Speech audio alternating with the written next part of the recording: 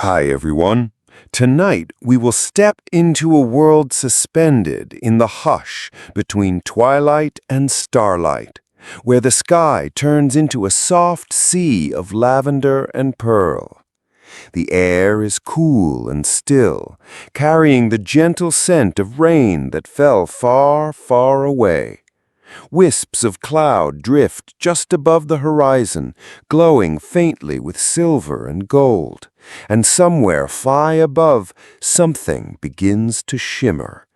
It is not a star, not yet, but a glimmer of something hidden, waiting, alive with hush and wonder. Wow. If you really enjoy what I'm doing, please like the video and subscribe to the channel. Don't forget to leave a comment about where you're watching the video and at what time. Trust me, you will feel less lonely when you see someone somewhere on this planet is just like you. Now, let's dim the lights, get into bed, cover ourselves with a blanket, and relax our entire body. Don't think about anything. Just focus on tonight's journey.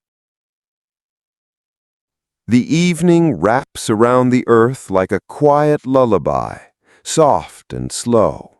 And somewhere, not too far and not too near, a traveler stands still. They wear a robe the color of early dawn, and their hair stirs only slightly in the breeze that rises from the valley below. All around them fields lie asleep beneath a gentle dusk, the grasses whispering lullabies to the wind. But the traveler is looking up, not to the stars, but to something else. There is something stirring in the sky. A path, barely visible, begins to unfurl. Not on land, but in the air itself. The traveler watches as the mist parts and reveals the beginning of a staircase, not made of stone or wood, but of something more fragile and soft. Each step is pale and translucent, glowing faintly like moonlight caught in crystal. It hovers above the earth, rising slowly into the clouds that drift across the sky like sleepy thoughts. The traveler takes a step forward. Their foot finds the first stair, and it holds them, not solid, but certain. As they continue upward, the staircase hums beneath them, a quiet, steady sound like the inside of a seashell. The wind hushes around them. Higher and higher they go, wrapped in the tender silence of the sky, the world below fading gently into darkness. Far below, the last light fades from the hills.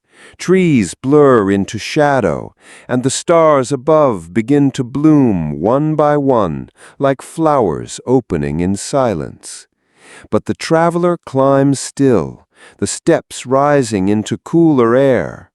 The higher they go, the more the air begins to shimmer, like breath against glass. Soft particles of light drift around them, catching in their sleeves, in their hair. Not snow, not dust, but something more like memory. Then for a moment everything goes still. The traveler pauses on a landing formed from a single drifting cloud. It curls beneath their feet like soft cotton, and as they look up, the sky breaks open to reveal it, the thing they've been drawn toward without knowing why, a library. It floats above them, gently tethered to the sky by strands of golden light. Its towers are pale and tall, like fingers reaching out to hold the stars. The walls are not stone, but some soft, shimmering material, translucent like pearl, but shifting, alive. From here it looks like a dream held together by moonlight and silence.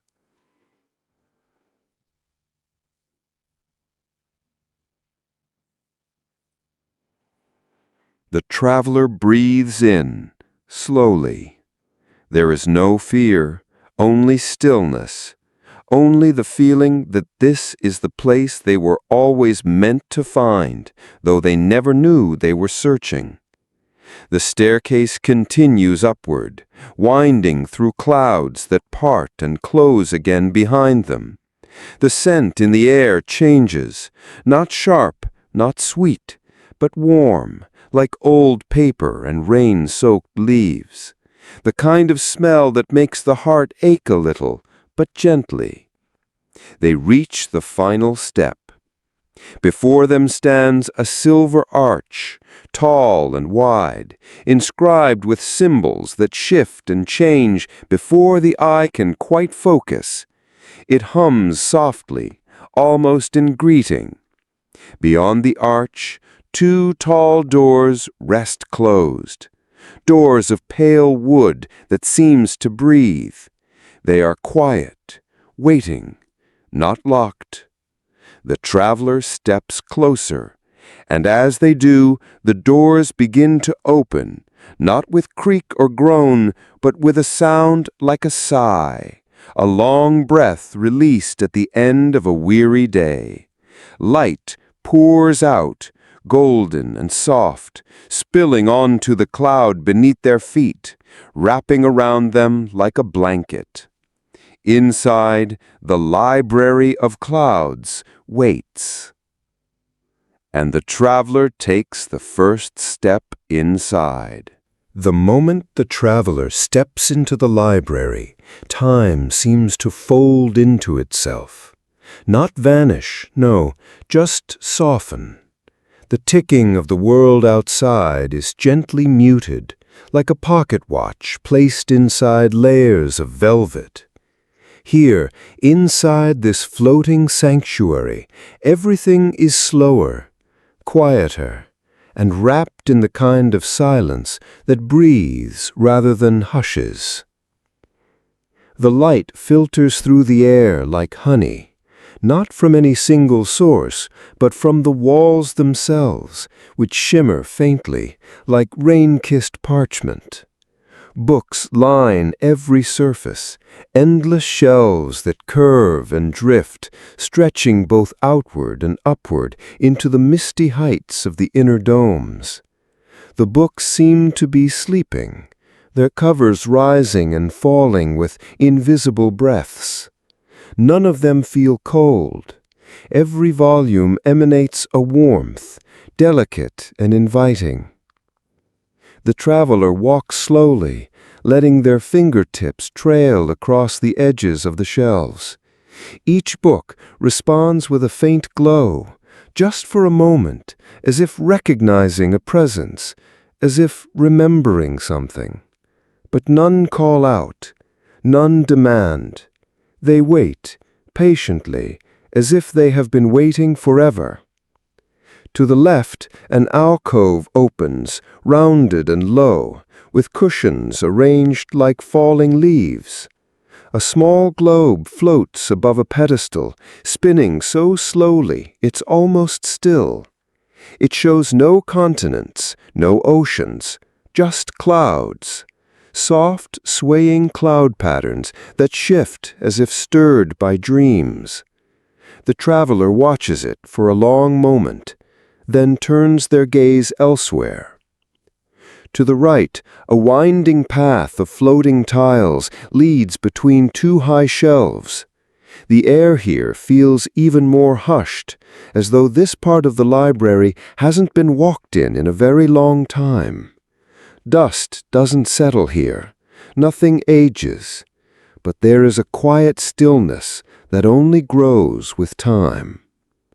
As the traveler moves forward, soft chimes echo faintly from above. They pause, looking up.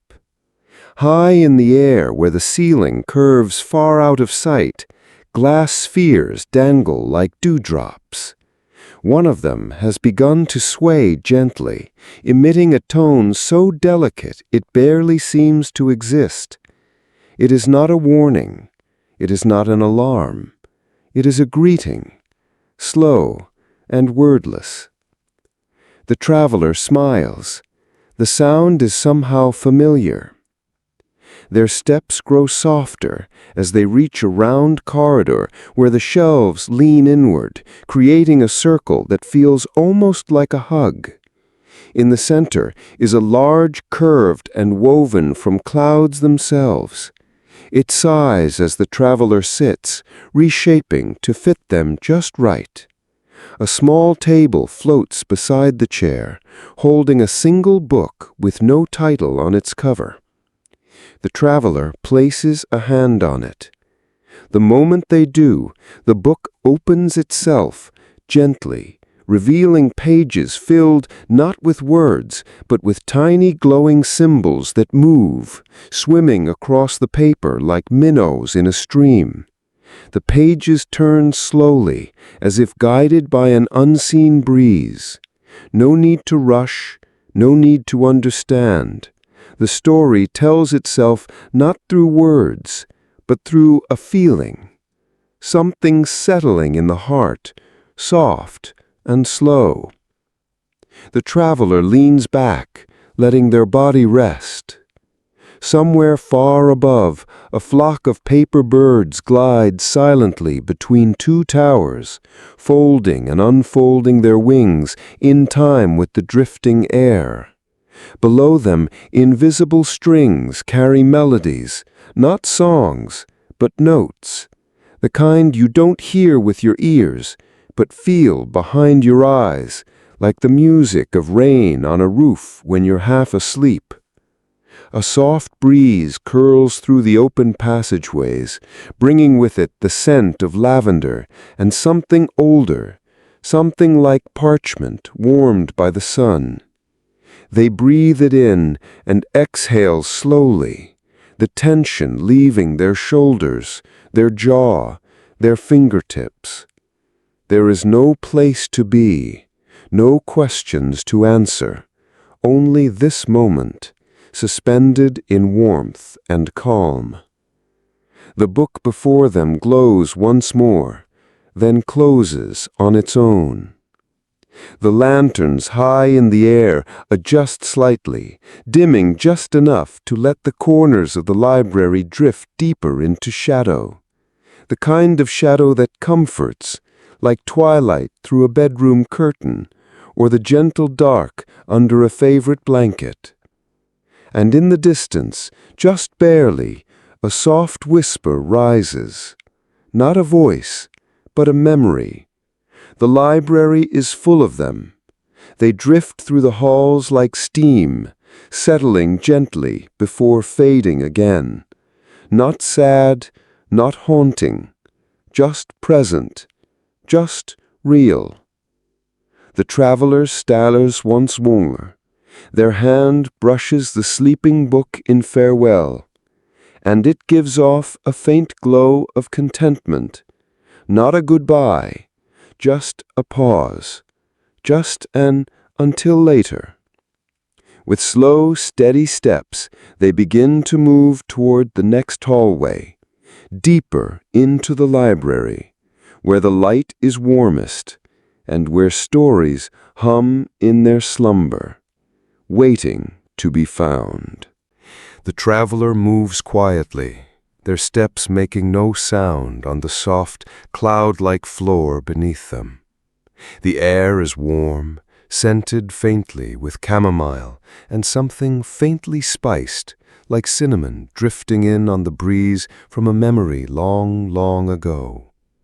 The farther they go into the heart of the library, the more the space opens up, revealing winding halls and tall arches that seem to breathe in time with the stillness. Everywhere, books rest gently, some stacked neatly, others tilted, as though they had once been opened and left mid-thought by an invisible reader. They glow faintly, not with light, but with age, with contentment, like old friends half asleep in a sunlit room. The traveler pauses at a corner where the shelves form a small alcove, and for a moment the silence seems to deepen. Then, a sound, a quiet melody, low and soft, like someone humming just beneath their breath. Drawn by it, the traveler follows the path as it narrows and begins to curve. It leads them to a round chamber, a domed space with walls made of a soft, flickering material, like mist caught in moonlight. The melody comes from within. Here the shelves change. They curve inward, wrapping the room like arms folded in an embrace. At the center is a pedestal made of pale, flowering stone. Upon it rests an open book, its pages glowing gently in the hush of the room. And now the traveler understands. This is not music they're hearing. It is the book itself, humming, ever so quietly, a lullaby without words. The tune is slow, rhythmic, like waves brushing the edge of a sleeping shore. It fills the room like the scent of lilac. It doesn't demand anything, only offers itself. The traveler steps closer. The pages ripple slightly as they draw near, turning themselves without wind, revealing rows of faded, handwritten notes. Each line curls like ivy across the page, delicate and looping. But these aren't just words. As the traveler leans in, they begin to hear voices, soft, faded, distant, not speaking to them, but remembering aloud. One voice, deep and calm, recalls rocking a newborn by the window during a storm. Another, sweet and trembling, speaks of a friend they never saw again after a summer night. A third, very old and very gentle, hums a tune passed down from a grandmother who once sang to flowers to make them bloom. The stories aren't loud. They aren't full of events or endings. They're pieces of stillness, of moments so small they could slip between the seconds of a clock. But they are here, preserved in the lullaby of the book. The traveler sits beside the pedestal. They don't read, they listen. And as they do, the pages respond, opening wider, glowing deeper, revealing story after story, some with sketches, others with loops of musical notes, others with nothing more than a scent, of sun-warmed stone, of fresh tea, of linen drying in a sleepy garden. The walls of the room seem to pulse with breath. All around the chamber, faint threads of silver light begin to stretch from the shelves toward the center, like sleepy roots. The book is gathering stories from the shelves, drawing them in like fireflies drawn to lanterns. The room glows warmer, softer. The traveler closes their eyes. They don't fall asleep, not quite, but the stillness of the room is so full, so deep, that they drift gently into the space between waking and dreaming, the kind of rest that carries no weight, just peace. Time passes in quiet waves. Eventually, the light from the book begins to fade back into the pages. The threads of silver gently retract. The pages turn one last time, revealing a single line written in a soft, slanted hand. Some stories are only meant to be heard once, and that is enough. The traveler stands slowly. The book gives a final hum and then falls silent, not gone, only resting. Its work is done, for now. The melody that once filled the chamber has faded into the memory of itself. The traveler turns to leave the room, but pauses at the threshold. The chamber behind them is still glowing a little, a place of whispers and hush and warm breath. They carry none of the book's weight with them, only the feeling it gave, like warm hands held over the heart. Back in the hallway, the air is cooler again, but ahead, another room waits. A gentle breeze stirs as if something is ready to be found. And the traveler continues, deeper into the library. The corridor stretches ahead like a ribbon of mist, curving gently through columns that seem carved from softened moonstone. With each step, the traveler feels a shift, not dramatic, not sudden, but like the slow turning of a page. The hush of the previous chamber lingers on their skin, warm as candlelight, but now the air has a cooler touch, like the pause just before snowfall. They walk quietly, their hand brushing along the edge of a nearby shelf, which ripples gently at the contact, like a pond catching the weight of a falling leaf. Nothing is rushed here. Even time feels as if it's taken a seat somewhere out of sight, sipping tea with its feet up. As the path curves, a soft glow spills across the floor. The traveler follows it into a high-ceilinged room that opens up like the inside of a seashell. It is circular, silent, and filled with shelves that rise like tall grasses swaying in a slow wind. The air is filled with a faint hum. No melody this time, just the sound of restfulness. But what draws the eye isn't the shelves, nor the hush, but the floor itself. It is glass. Clear, smooth, impossibly clean, and through it the traveler sees something astonishing.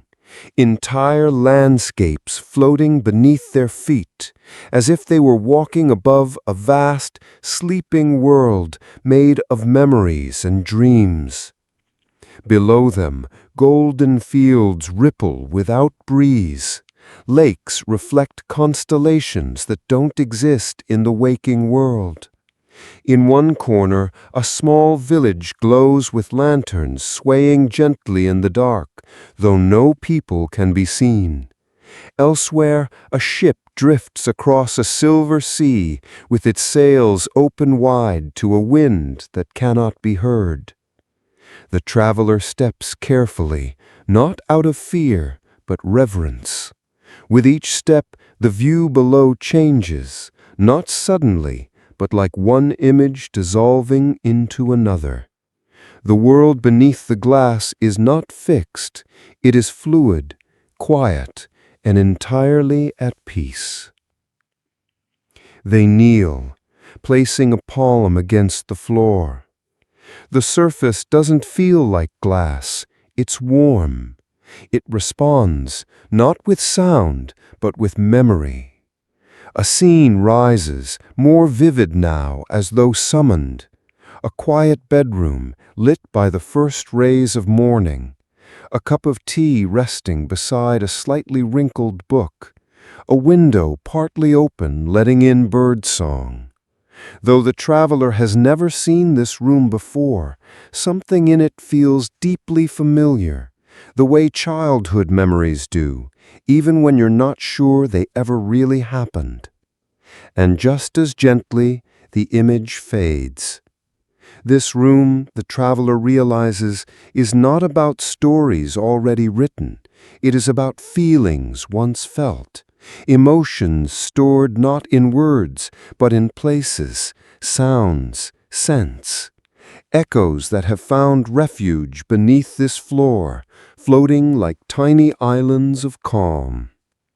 They stand and walk farther into the room. The floor responds, presenting more scenes. A rainy forest trail, a seaside picnic, a quiet train car moving through snow.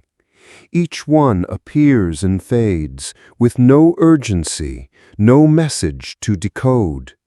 Just the gentle truth that someone, somewhere, once found peace in these moments.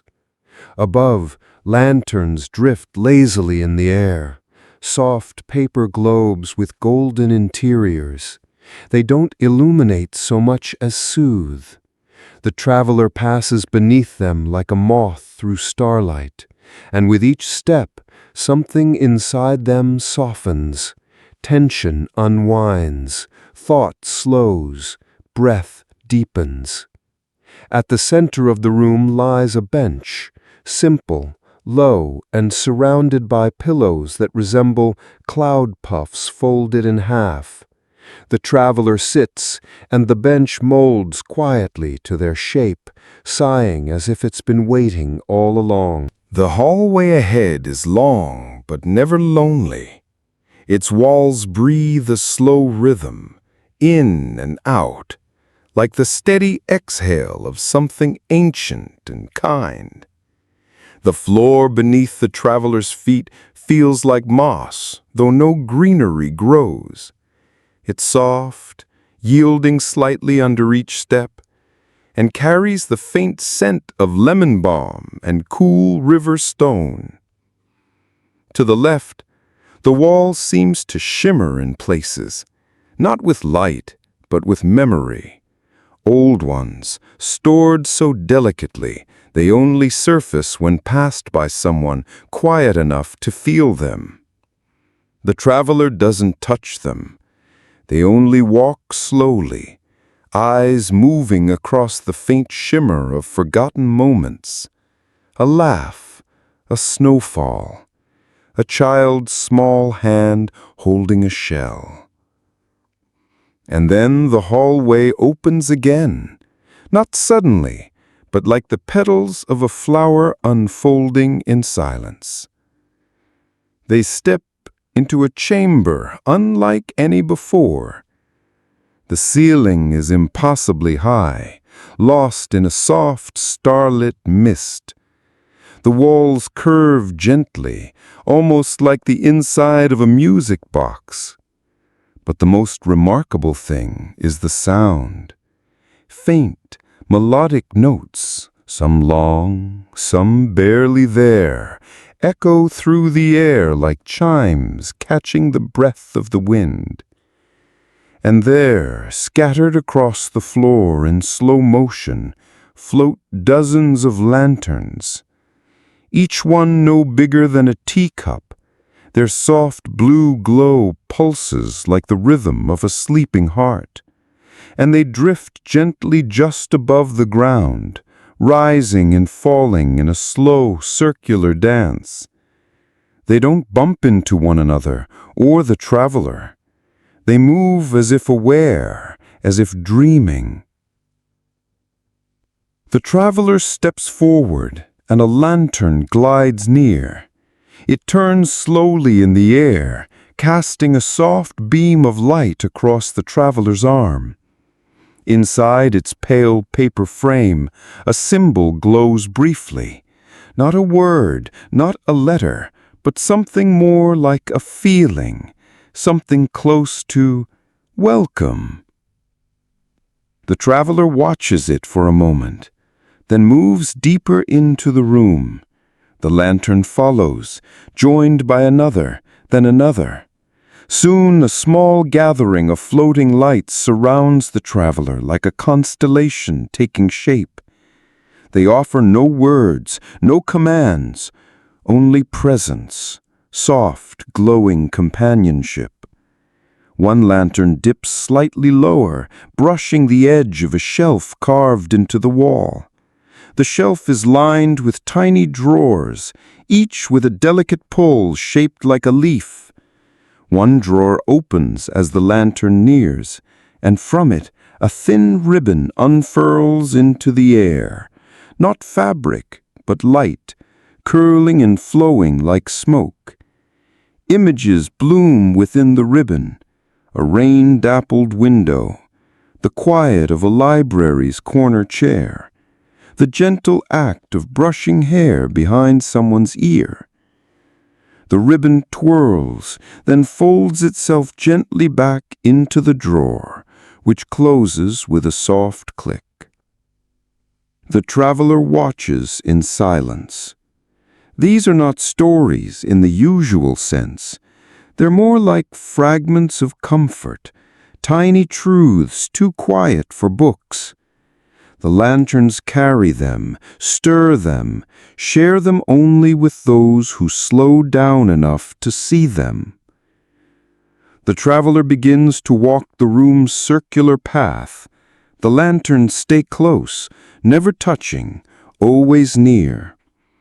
As they move, more drawers open, more ribbons drift upward and unfold, revealing more small moments. A hand on a shoulder, a pebble thrown into a still lake, a warm scarf wrapped with care. And each one fades without urgency. And with each fading, the traveler feels something loosen, not in a sharp way, but gently, like the soft undoing of a knot long left untouched. Eventually, the lanterns begin to pull away. One by one, they drift upward, joining a soft current of air that winds toward the ceiling. As they rise, their light shifts from blue to white, to gold, and then to nothing. Not gone, just resting. The traveler lingers for a moment longer in the quiet. The room is dimmer now, but not empty. It still holds the warmth of all those lights, all those little pieces of memory. At the far end, another archway waits, not open, but not closed either, veiled in mist, edged in shadow, and lined with delicate carvings that flicker as if reacting to breath. The traveler steps toward it. Their body feels lighter, not because they've lost anything, but because something has been laid down, something they didn't realize they were carrying until it drifted away. They pass through the arch without hesitation. Behind them, the lantern room sighs, and the last of its light fades gently into mist.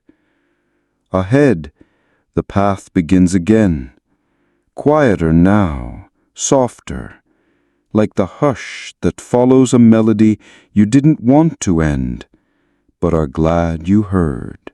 Beyond the arch, the passage narrows. It doesn't feel constricting, only more intimate, like stepping between tall hedges or into the folds of a secret garden.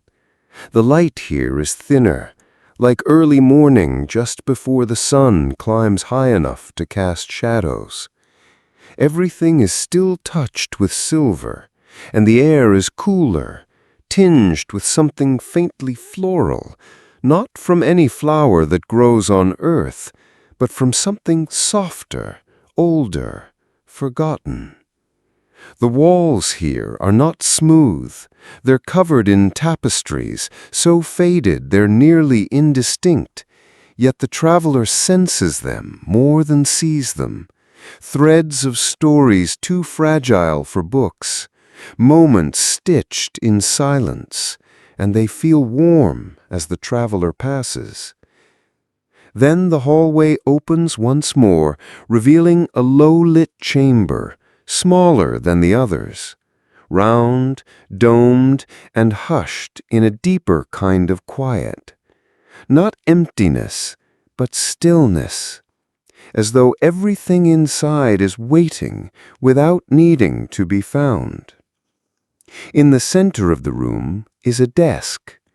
It's carved from pale wood, streaked with gray-blue veins, as if it had once grown in moonlight.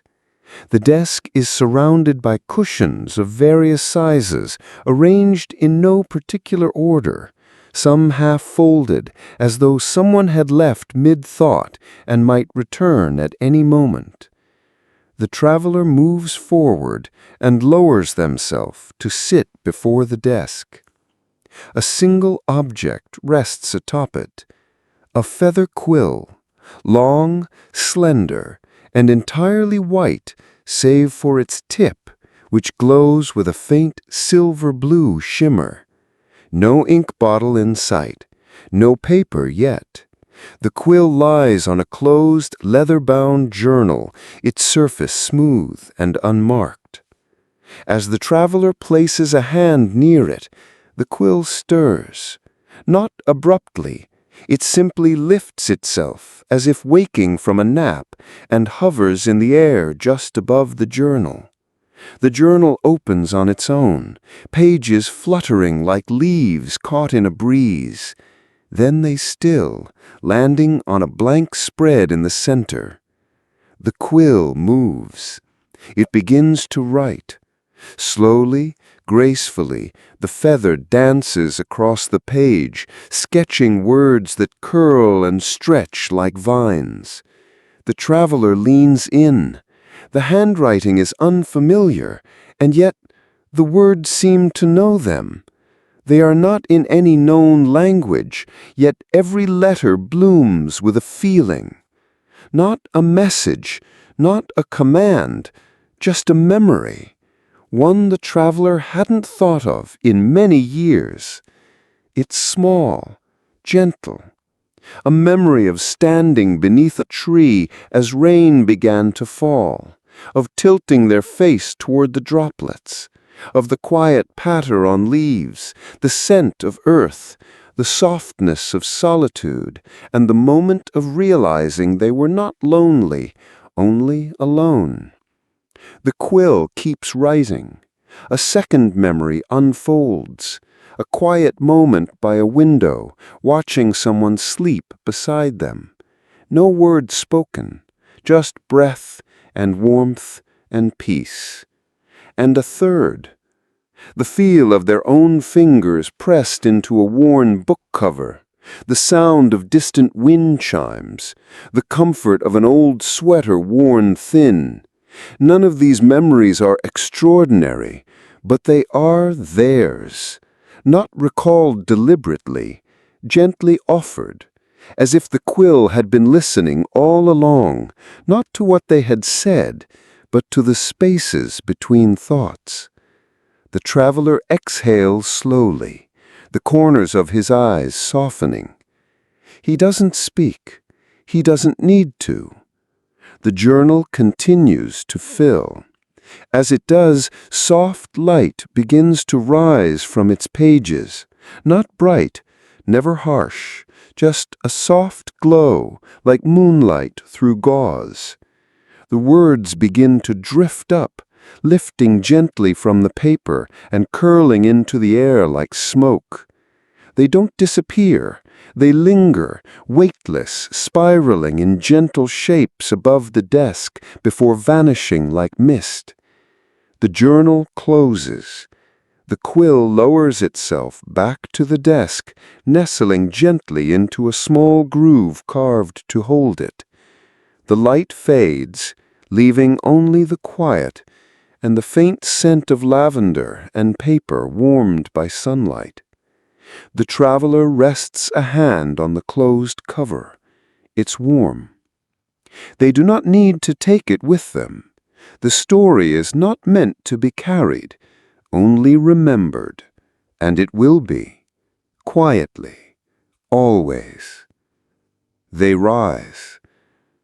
The room hasn't changed. The cushions still rest where they were. The air still feels as if it's holding its breath. But something in the traveler has shifted, just slightly, like the edge of a dream remembered only by its feeling. As they step toward the next passage, the journal glows faintly behind them and settles into stillness. Ahead, the hallway opens once more, and the journey continues.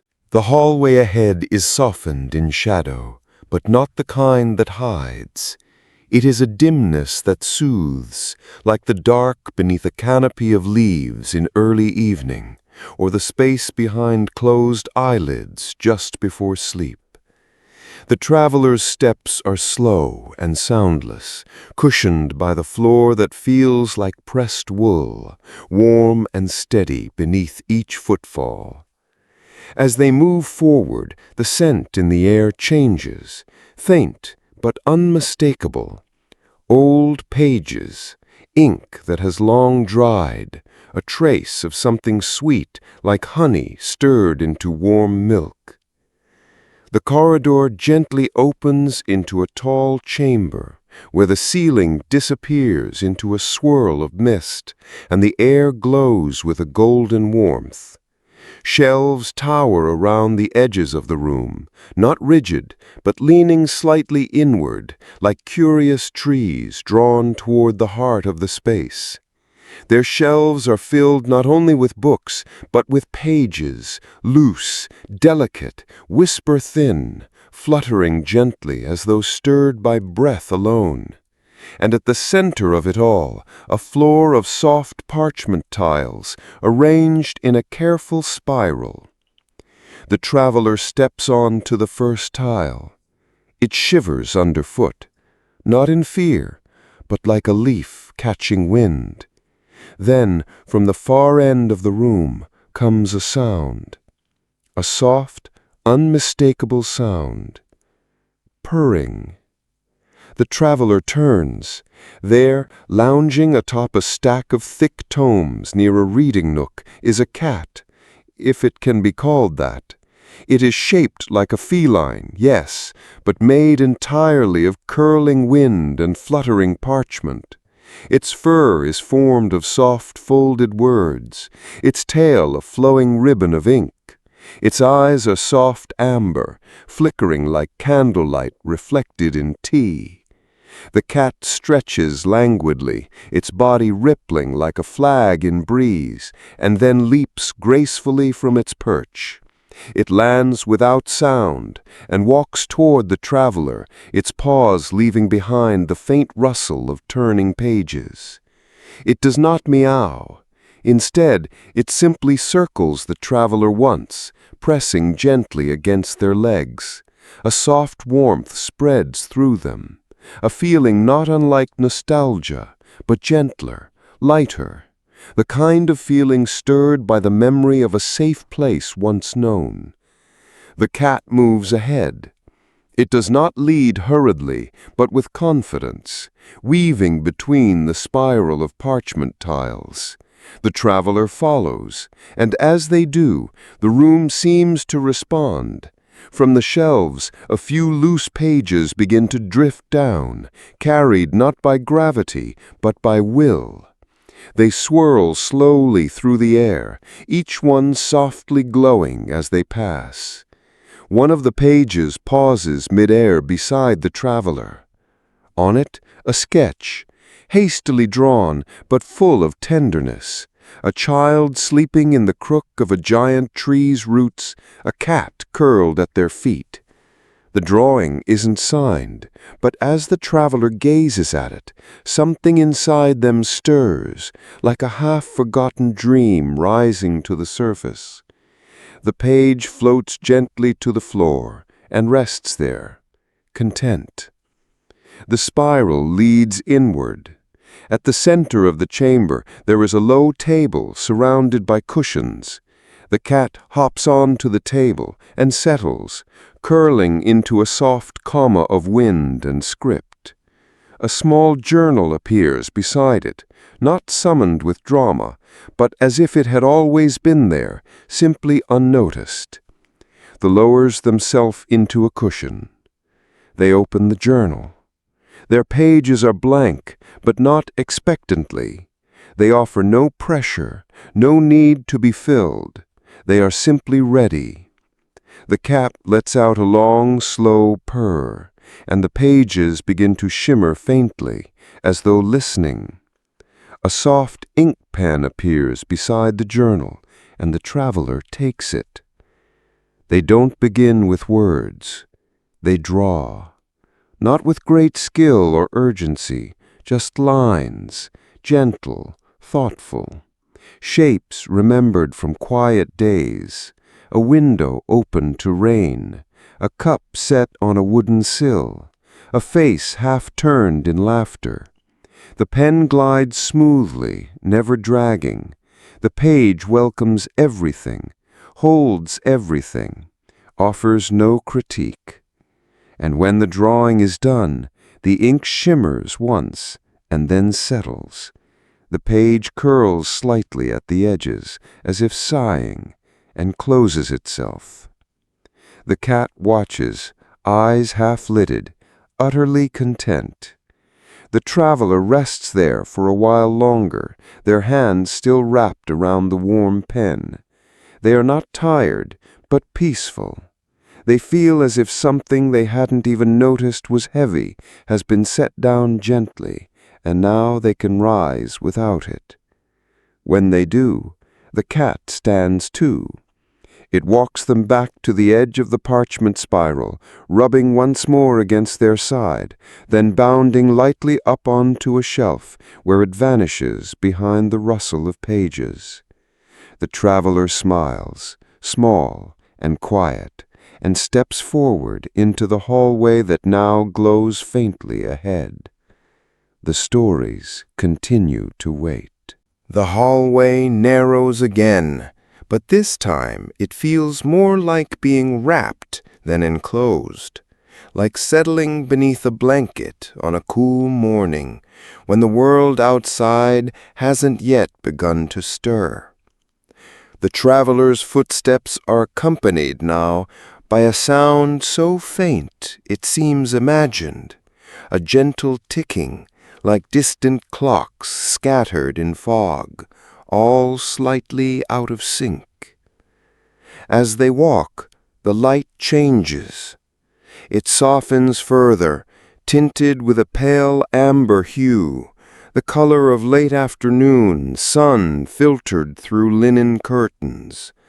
The shadows are long and stretching, but never dark. They curl like sleeping cats along the walls, content to simply rest. And then a room appears, without warning, yet not abruptly. Its entrance is framed by two narrow columns, each carved with the shape of an hourglass, repeated again and again from floor to arch. The doorway hums softly, not with sound, but with presence, a kind of silent invitation to step into something slower than time itself. The traveler does. Inside, the space is round and open, with no shelves, no books, no cushions, just stillness. At its center stands a single pedestal carved from smoky quartz, its surface gently glowing. Upon it, an hourglass. But not an ordinary one. Its frame is made of brass, so worn it seems melted in places, the metal softened by time rather than forged by it. Inside, instead of sand, fall single raindrops, one by one, suspended for a breathless moment at the top before beginning their slow descent. Each drop is a world unto itself. As the traveler watches, one drop falls, and in that exact moment, something stirs inside them. Not memory, not quite, but a feeling, a clear, still feeling that blooms in the chest. They see, without seeing, a quiet morning years ago, walking barefoot across cold kitchen tiles, holding a warm mug close to their heart. That same stillness, that same soft hum in the bones. Another drop falls, this time the scent of jasmine in bloom at night, the brush of a moth against a window pane, the gentle ache of wanting nothing more than to remain in that one moment. The hourglass does not speed up, it does not slow down. It is not here to measure time, but to hold it, suspending it gently between breaths. The traveler steps closer. Each raindrop is unique. Some glisten with faint colors, others seem to hum in silence as they fall. They land in the lower chamber with no splash, no sound. And as they gather, they do not rise. They disappear, released, forgotten, or perhaps kept in a place the eye can't follow. The traveler kneels, not out of reverence, but instinct. Time in this room is not something to obey, it is something to befriend.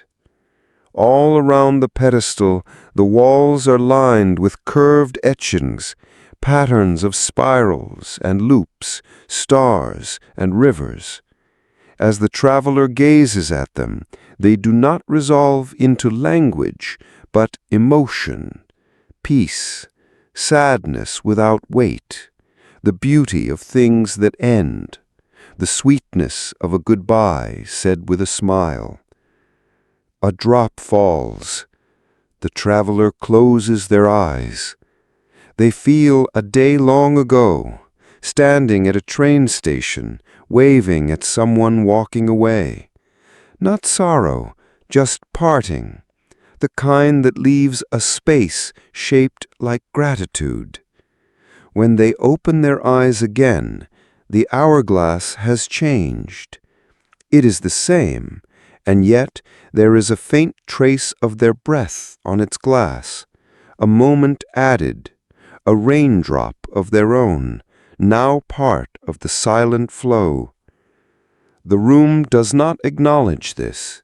It doesn't need to. Some truths are honored by quiet alone. The traveler rises slowly, their body as calm as still water. They step backward, leaving the hourglass undisturbed, though it continues to measure something far deeper than seconds. Another drop falls as they turn away. Just one more memory passing through time, gently cradled by the silence of the room. They step back into the hallway, which now opens wider, the golden light deepening, like dusk settling over a sleeping world. Somewhere ahead, the scent of citrus and linen rises, the sound of a breeze brushing parchment. The traveler keeps walking. Time now walks beside them. The hallway opens with a soft exhale, widening like lungs filling gently with evening air. The scent shifts again. Now it's something airy and almost mischievous, like paper left out in the wind, or the whirling feeling of an unexpected breeze catching your coat. The traveler walks slower now, not out of weariness, but out of something deeper, reverence, curiosity softened by calm. Overhead, soft arches curve above like the ribs of a great sleeping whale. Lanterns are suspended from silken cords, and they sway faintly, though no draught touches them. Their light is a gentle, dusky blue, like twilight seen through a fogged window. And then, motion. From the side corridor drifts a figure, small, not quite shaped like any animal the traveler recognizes. It floats more than walks, and it's made entirely of curling letters and gusts of air. Not wind, not smoke, not fog, something in between, a creature made of stories and sky. It's a cat again, perhaps, or something very like one, but it is less defined, less curled from paper, and more from wind that once blew through bookshops and quiet corners. It circles the traveler and then darts ahead, its body shedding faint strands of letters as it goes. The letters vanish before they land, not lost, just whispered away. The traveler follows. This corridor ends at another round room, smaller than the others and far more alive. Here, books don't rest on shelves, They float. Hundreds of tomes hover in midair, drifting at different heights, some closed and spinning slowly, others open with their pages caught in soft motion, like underwater creatures. The air is filled with the subtle rustle of paper and the hum of contentment. Not song, not words, just the breath of books that are dreaming. The traveler steps in. At their presence, a few of the floating books flutter closer. They do not demand to be read. They do not open abruptly. They seem to introduce themselves.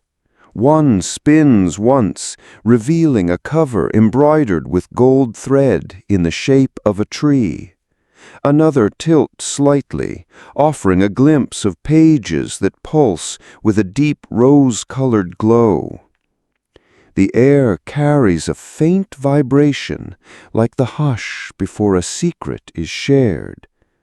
One book, slightly smaller, wrapped in a dusky lavender cover, drifts gently toward the traveler.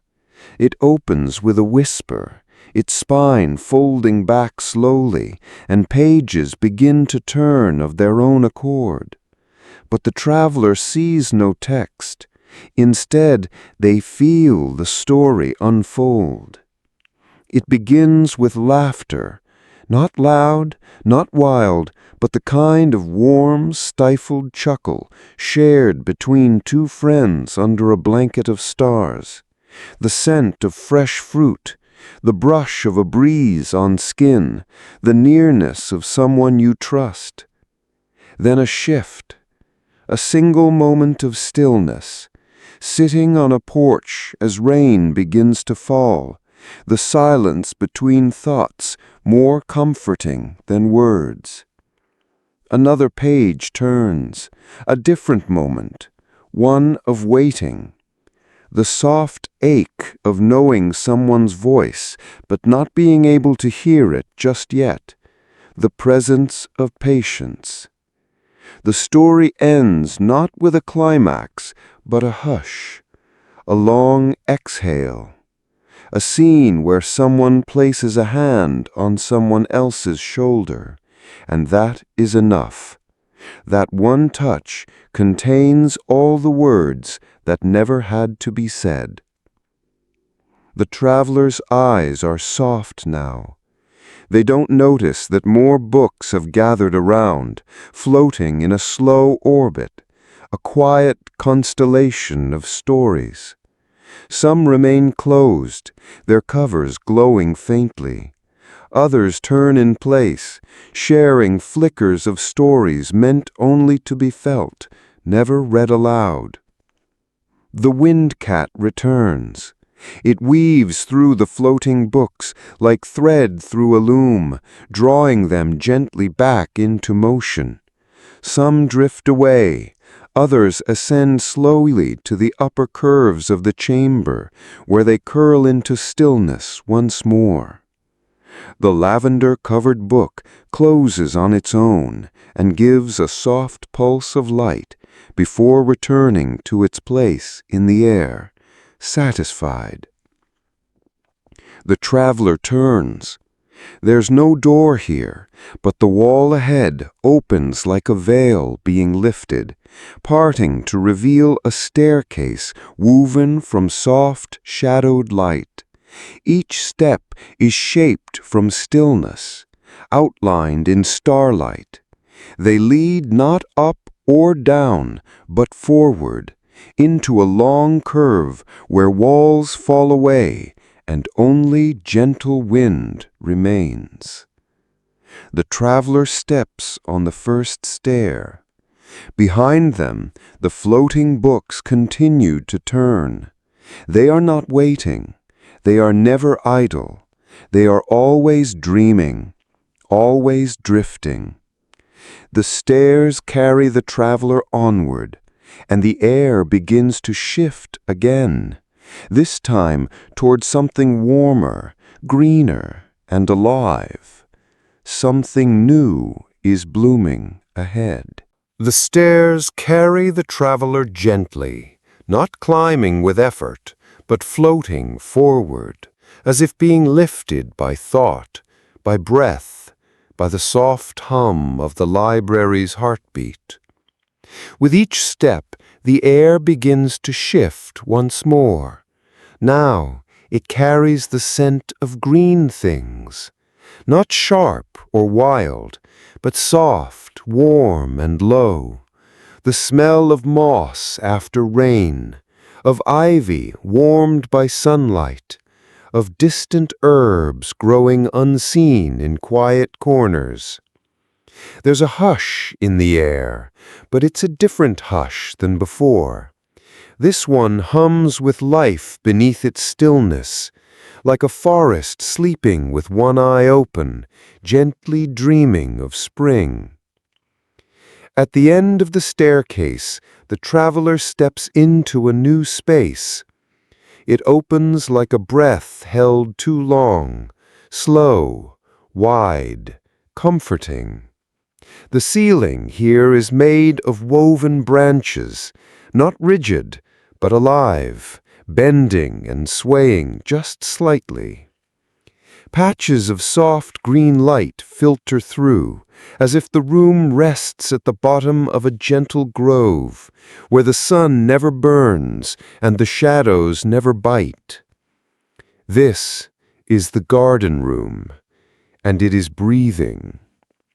The floor is covered in living moss, pillowy and warm, welcoming each footstep with a soft sigh.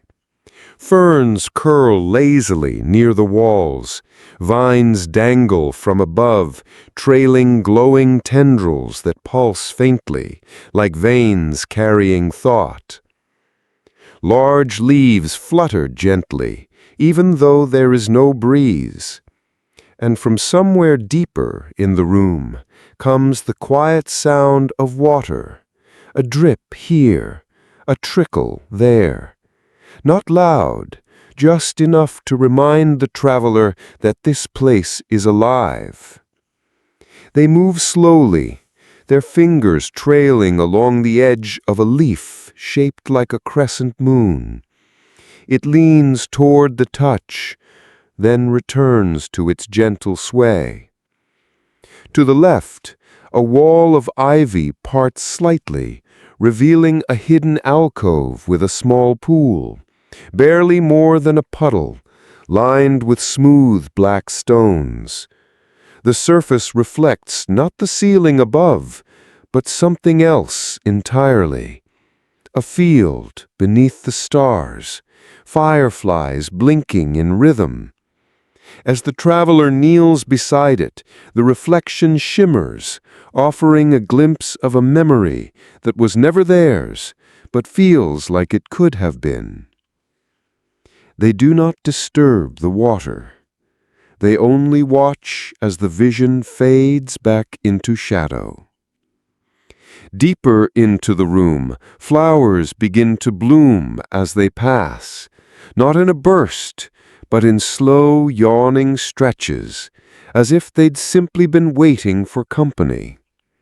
Some glow gently with warm orange light.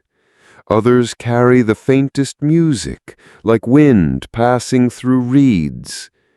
And still, the garden breathes. Inhale, the leaves sway inward. Exhale, the vines stretch out, the moss rising just slightly. Inhale, stillness. Exhale, light shifting softly across the floor. It's not just the plants.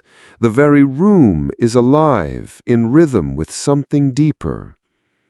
The traveler finds a seat beneath a large curled fern that unfolds just wide enough to provide shelter. The ground beneath is warm and dry. A nearby vine stretches a tendril forward, not demanding attention, only offering it. A single flower opens, revealing a hollow filled with tiny grains of golden dust.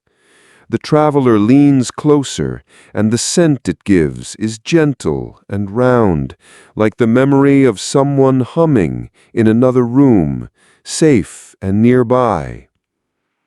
They close their eyes. The room seems to shift around them, not physically, but emotionally.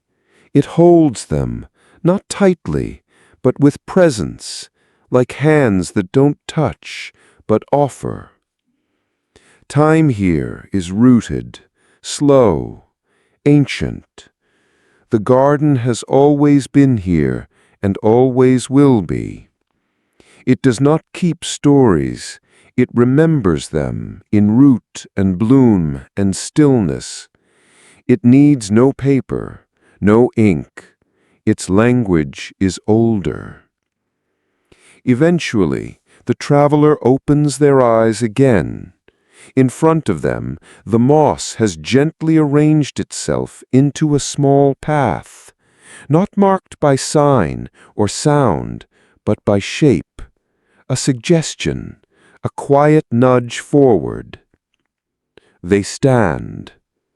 As they walk, the leaves fold back into themselves. The flowers close, their songs fading into silence. The pool's reflection returns to still water. Nothing here was lost. Nothing was taken. It simply rests again. At the far end of the garden, an arch of ivy parts without a sound, revealing the next passage, narrow, golden, full of soft shadows and waiting echoes. The traveler steps through. Behind them, the garden gives one long, slow breath, and then it sleeps. The passage that follows the garden is narrow but light, not the kind of light that startles or blinds, but the kind that folds into itself, warm, gold-tinged, and flickering softly like sun through antique glass. The air is different here, faintly charged with something playful. There's a hint of movement, of shifting forms just outside the corner of vision. And a sound. Not music, not words, more like the hush of shelves moving, the faint tap of books realigning themselves. A soft rustle, a shuffling, like a room tidying itself in secret. The traveler rounds a bend, and suddenly the space opens. This new chamber is tall and bright, with high walls that reach upward and seem to bend gently, curving like sails catching invisible wind. Every surface, every wall, every ledge, every niche is filled with books. But here, nothing is still.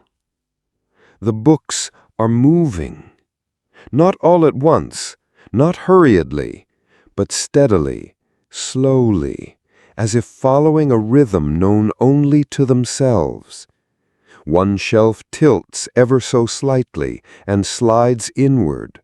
Another stretches upward, its spines glowing faintly before returning to rest. A thick book floats from one corner of the room to another, turning itself as if scanning the shelves for a new home.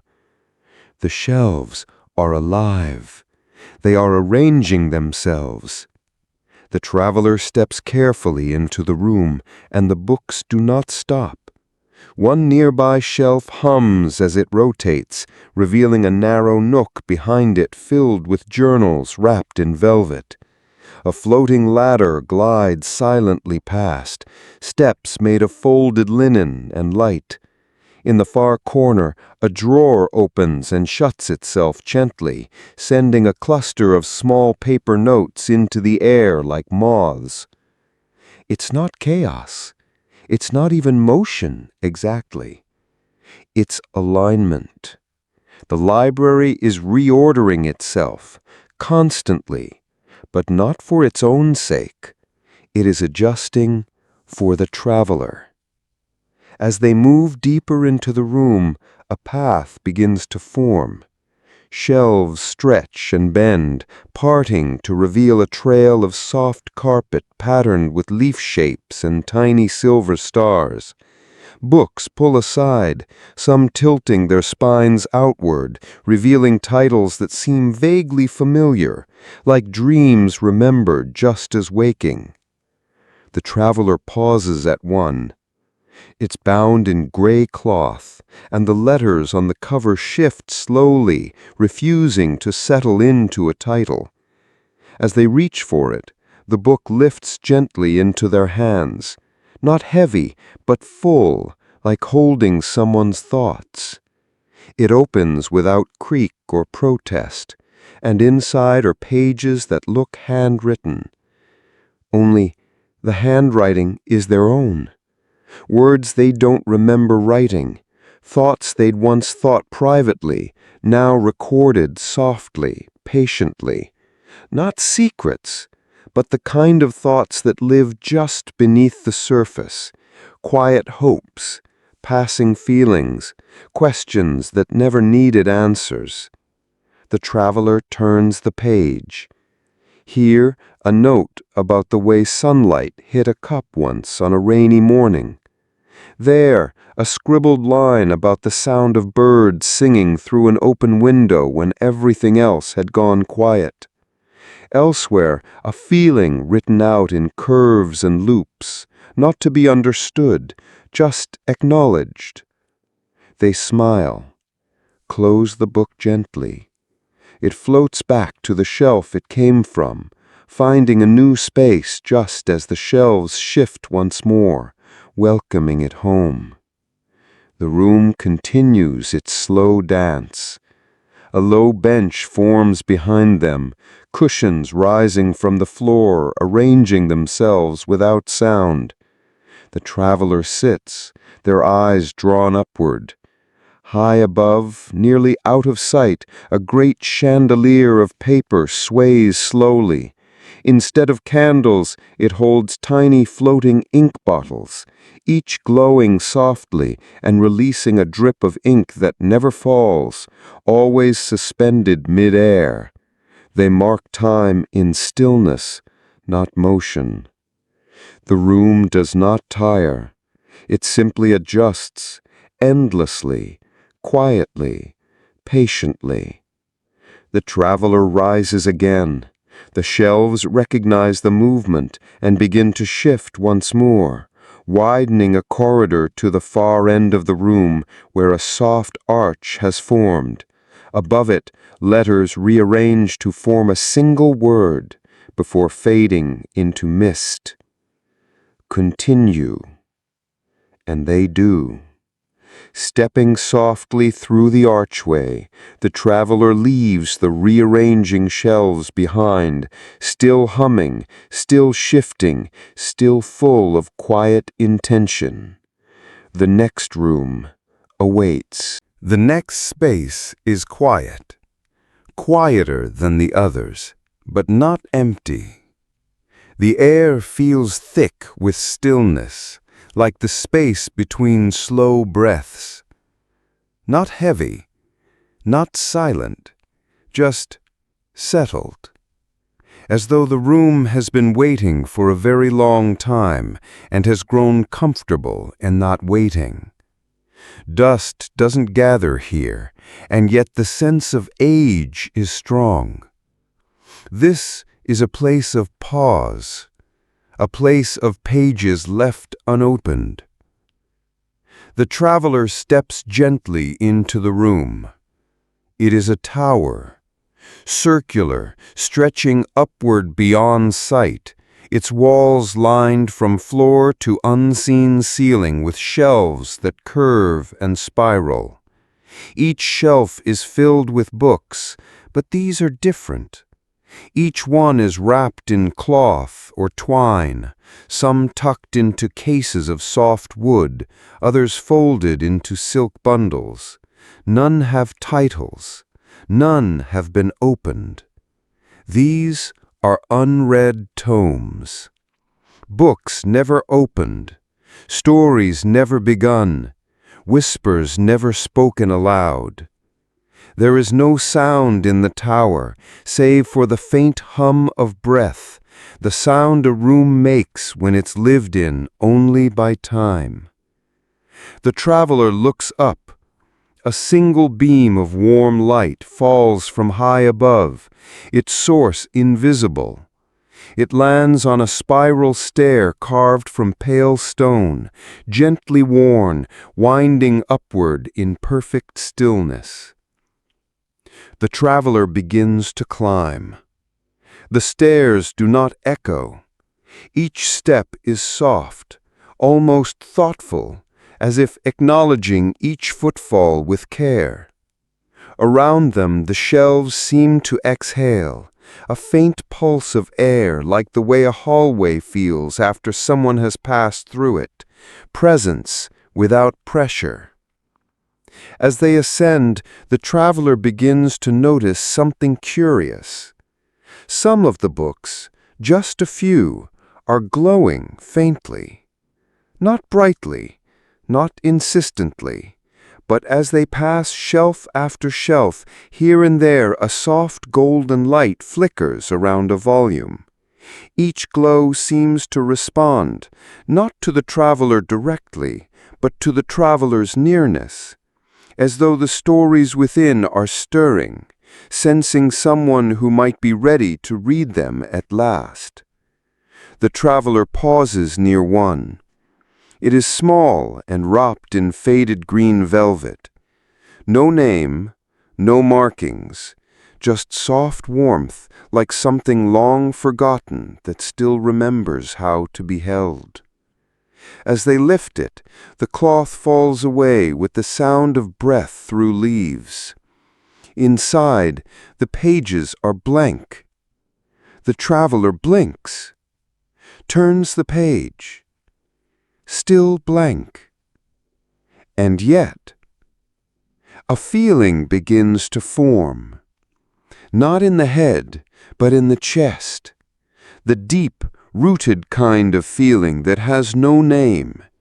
It arrives as warmth, spreading gently, quietly. Not memory, not knowledge, possibility. This isn't a book that tells a story. It's a book that could. It holds all the stories the traveler never told, the ones never written, never spoken, the fleeting sparks of thought that pass too quickly to be caught, the stories left behind not out of fear, but from the quiet belief that no one would ever hear them. And yet, here it is, holding space for them. Waiting. The traveler closes it carefully, the warmth lingering in their palms. They continue to climb. Each step leads to more shelves unopened, some tightly wrapped, some barely clinging to their bindings, and some, just a few, glowing, like coals left from a fire that never went out. Higher still, and the light begins to shift. It grows softer, as though diffused through fog. The top of the tower remains hidden, but the air here is different, thinner, full of quiet electricity. As the traveler reaches the next landing, they find a bench carved into the wall, nestled between two high shelves. They sit. The bench is smooth, worn by time and comfort.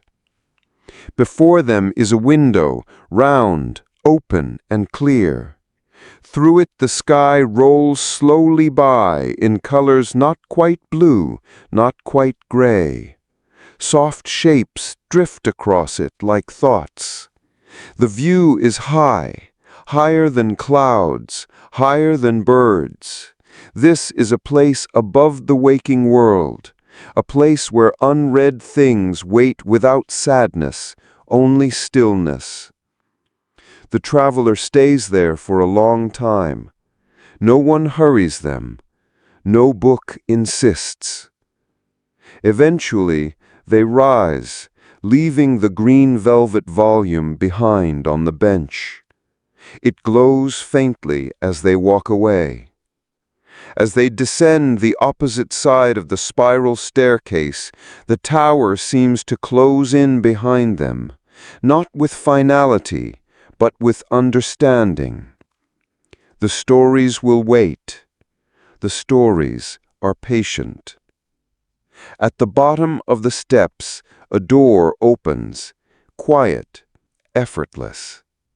The traveler walks through, and the unread tomes, all of them, exhale together. The door opens into quiet, but not the deep quiet of forgotten pages or sleeping gardens.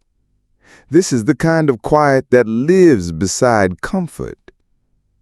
The hush that comes when nothing is expected, when time slows just enough for thought to stretch out and rest. The traveler steps forward. Their feet find smooth stone, warm, pale, and worn by footsteps that left no trace, only presence. The room is smaller, round again, and open to the sky through a high domed window. No walls block the view. Instead, long, sheer curtains drift gently in the open air, stirring as though they remember hands that once moved them. The sky above is wide, deep blue with soft clouds trailing across it in slow rivers of light. No sun, no moon, only sky, vast and open but never cold. This is a place for resting. At the far end of the room, nestled beside the open window, is a bench made of woven silver wood, low and curved like the inside of a seashell. Beside it, a small table stands holding a single glass jar filled with pale blue petals and a tiny bell that doesn't ring.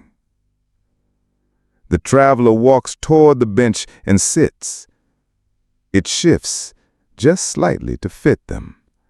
Not plush, but warm and steady. They lean back, their gaze rising toward the slow-spinning sky. The breeze brushes across their face, carrying with it the scent of something almost sweet, like linen hung to dry in the sunlight, a scent like memory, soft and unfinished. For the first time, they do not feel like they are inside the library. They feel like they are beside it, still held, still welcome, but resting now at the edge, as if the structure itself breathes outward here, loosening its form, letting the walls fall away. Below the window, clouds drift far beneath them, not as a sea, but as companions. They move with purpose, slowly, never colliding. From above, they look like thoughts left to wander, peaceful and untethered. The traveler reaches out and touches the frame of the bench. The wood is smooth, carved with tiny markings, little constellations and lines, worn with time and touch. They're not ornamental, they're familiar, as though someone else long ago once sat in this very spot, tracing the same patterns with the tip of their finger, and before them, someone else, and someone else again.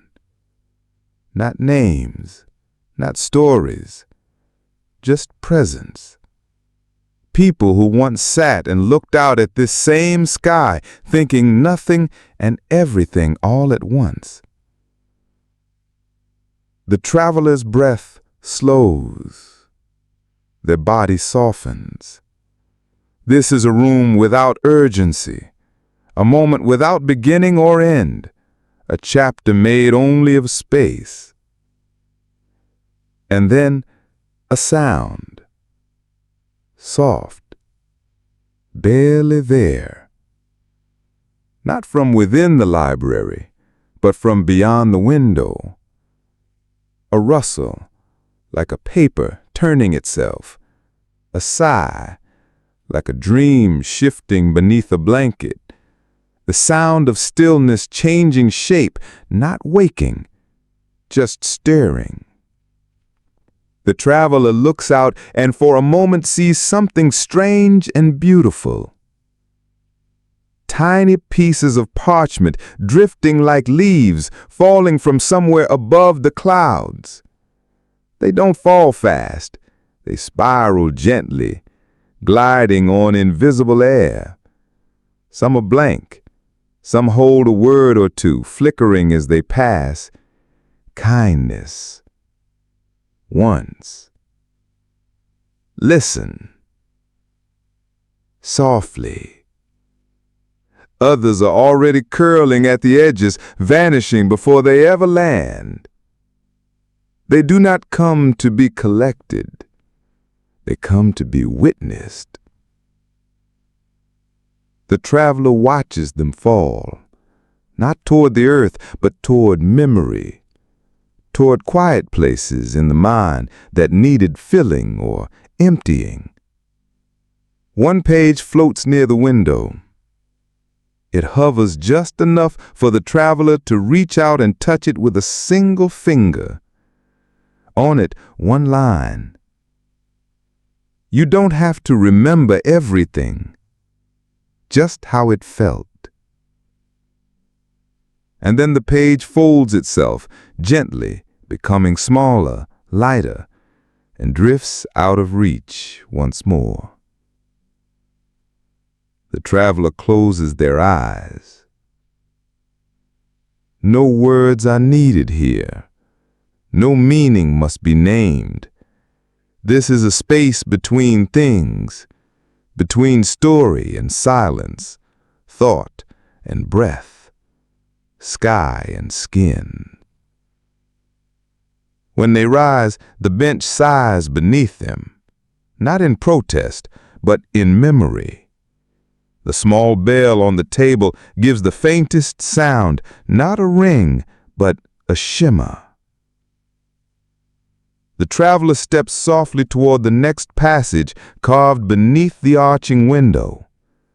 Behind them, the wind begins to shift, carrying those drifting pages farther into the sky. And the bench remains by the window, waiting for the next visitor who needs to see the sky from here. The passage beyond the window narrows once more, but it doesn't feel closed in. The walls are smooth and curved, shaped like the inside of a seashell, catching echoes and folding them into silence. Every few steps, a small candle flickers in a carved alcove. Not flame, but tiny cups of liquid light, glowing gently, casting no shadows. The light is the color of old sunlight, filtered through gauze, warm, patient, kind. As the traveler walks, the scent in the air begins to change again. Now it is soft and layered, sweet and earthy, floral and spiced, the kind of scent that changes as you breathe it in, not overwhelming, just welcoming. It clings to the air like memory, rich and strange and somehow familiar, a scent that lives somewhere between comfort and reverence. And then the corridor opens. This room is not large. It feels more like a corner tucked away than a chamber built to impress. A little alcove carved out of the library's vastness, like something grown rather than made. At the center, there's a low table. Upon it, a teapot made of something faintly luminous, Not porcelain, not glass, but something in between. It glows with a faint pulse of warmth. 2 teacups rest beside it, already full, faint wisps of steam curling into the air and vanishing just before they reach the ceiling. The traveler pauses at the threshold. Nothing speaks, nothing moves, and yet this moment feels prepared, as though someone knew they would come, as though the library itself, in all its sprawling softness, understood the importance of stillness paired with warmth. They step into the room and sit on one of the floor cushions, soft and low. The teacup before them is just the right temperature to hold, not hot, not too warm, just right. The cup fits their hands without requiring thought, and the moment it's lifted, the scent deepens. It's not just tea, it's memory. The first sip is like a curtain pulling open on a forgotten morning. Suddenly, it's raining softly, and a coat has just been shrugged from shoulders.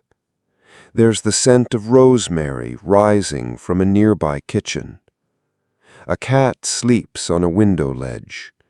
Someone is humming. Nothing is happening, and yet everything is. The tea doesn't taste like a flavor. It tastes like being known, like being seen quietly, without words, and offered nothing but warmth. Another sip. This time, the feeling of lying beneath a tree in early summer, hands behind the head, the grass whispering beneath breath, a gentle ache of time passing, a book open on the chest, forgotten mid-sentence. The tea never cools. It remains constant, as though sensing the traveler's breath, responding to each exhale with a quiet promise. You are safe. You are still. The second cup remains untouched, across the table, but the traveler senses it's not empty. It's not meant for them, not now, perhaps not ever, but it's been poured. It waits. It offers presence, the silent companionship of a seat held for someone loved, someone lost, someone not yet arrived. They do not ask who.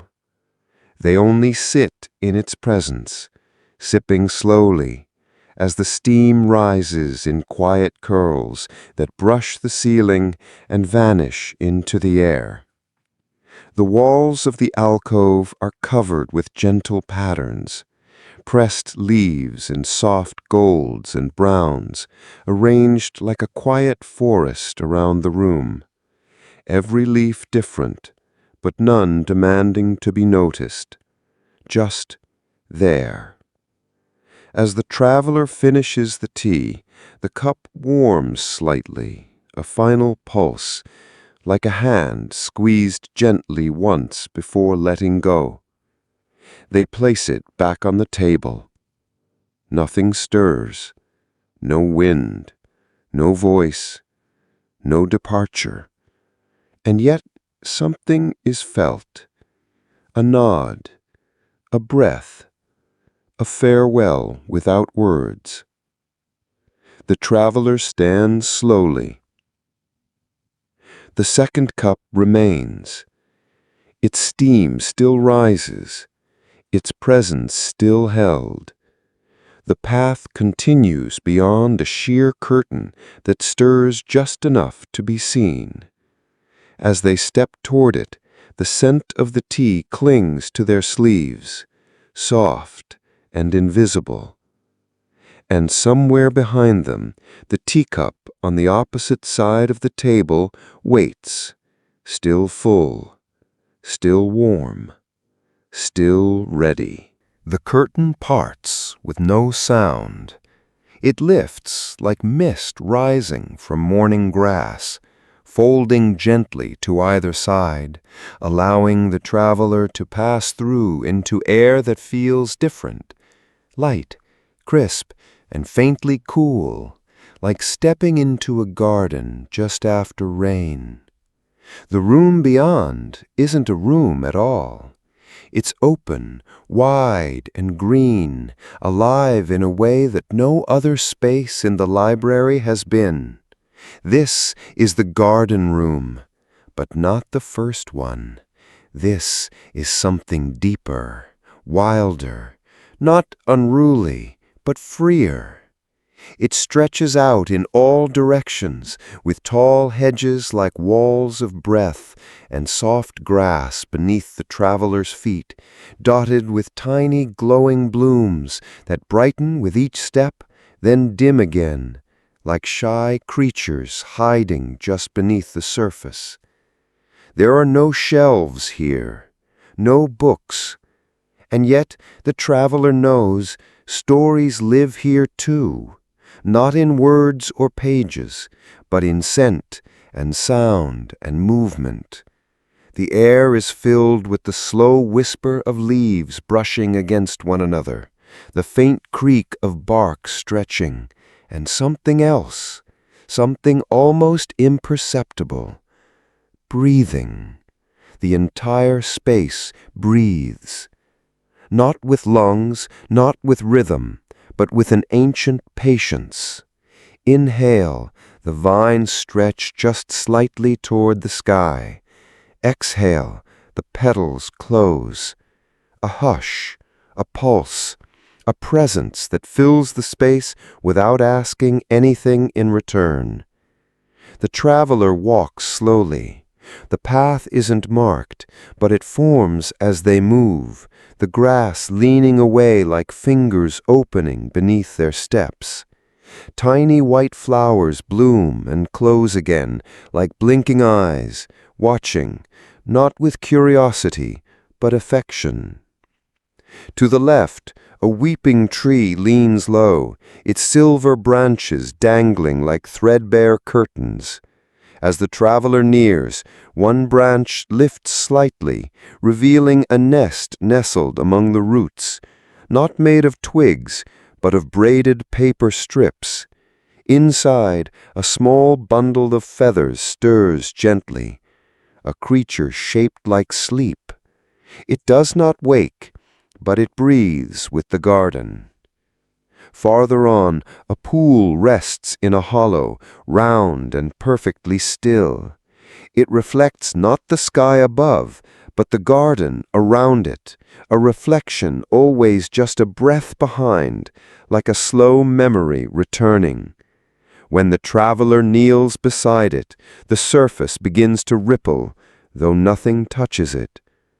A scene unfolds, not vivid, not sharp, just color and feeling and sound, the soft sound of lullabies sung without melody, the warmth of arms around shoulders, the coolness of stone beneath bare feet.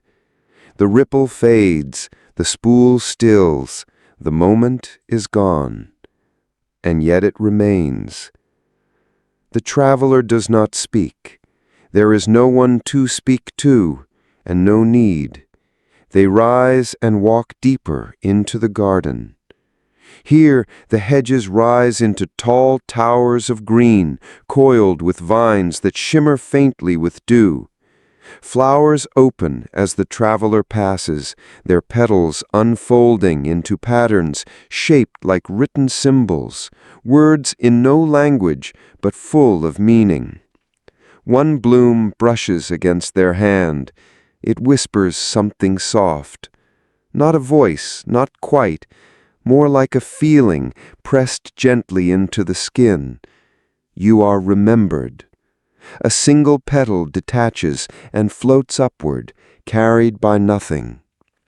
At the far end of the garden, a circle of trees stand like sentinels, 6 in all, each a different shade of bark and leaf. In the center, a single stone seat, shaped like an open book, its surface smooth and worn.